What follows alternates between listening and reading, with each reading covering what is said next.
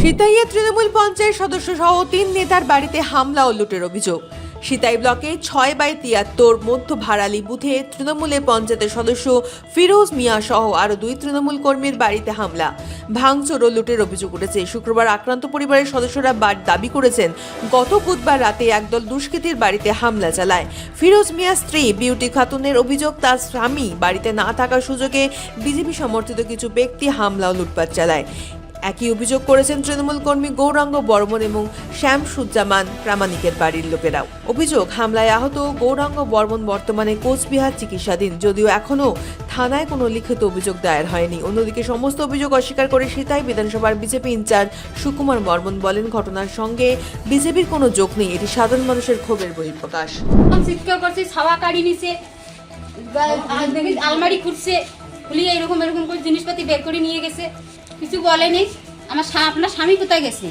মা আমি জানি না, 4 তারিখ থেকে আমাদের স্বামী বাড়িতে নেই। শাশুড়ি আমার এক ঘরে থেকে, আমি ছাওয়া পাওয়া নিয়ে এক ঘরে থাকি, শাশুড়ি তো ঘুমে অবস্থায় অসাল। আমি কি করি তো তোমাকে ঠিক ঠিনে দেবো যে আমার স্বামী এইখানে আছে, ওইখানে যাও।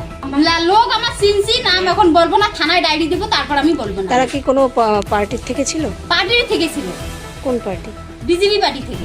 কি আমার স্বামী তৃণমূল দল করেছিলেন, আর সেই বিগত দল। কি নাম আপনার স্বামীর? আর শামসুজ্জামান প্রামাণিক। আচ্ছা, দল করছিল, এখনো করেন, কিন্তু ভোট হওয়ার ভোটে তো হাঁটাহাঁটিতে সবাই হয়। ভোট হওয়ার পরে ও তো কোনো এমন নয় যে ও কোনো নেতা ছিল, কোনো কিছু ছিল না। ও শুধু বুথ কমিটির সদস্য ছিলেন, মানে আমাদের গ্রামের যে বুথ কমিটি, সেই কমিটির সদস্য ছিলেন। তারপরে ভোটের পর ওরা ওকে বাড়িতে থাকতেই দেয় না, মানে এমন অত্যাচার, অনেক কয়েকদিন এইখানে ওখানে ছিল, তারপর ও এখন বাড়িতে থাকতে পারে না। গত বুধবার রাতে কি ঘটে?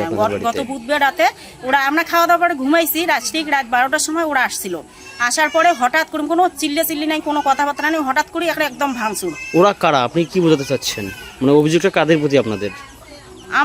দেখুন, আমি যেটা ভালোভাবে জানি যে বিজেপির যে ছিল, ওরা কিন্তু আমার স্বামীকে বাড়িতে থাকতে দেয় না, মানে ওরা অনেক কিছু ওকে হুমকি দেয়।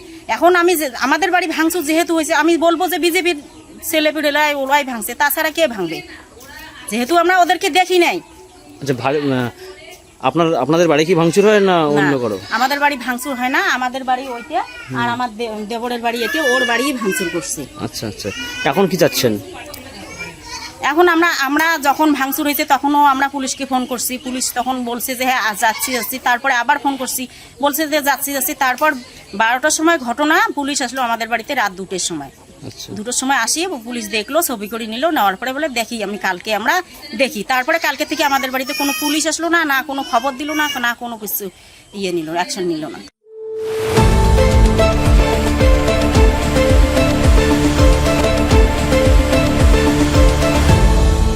আপনারা দেখছেন এই বেলা বাংলা, শিরোনামে সবার আগে।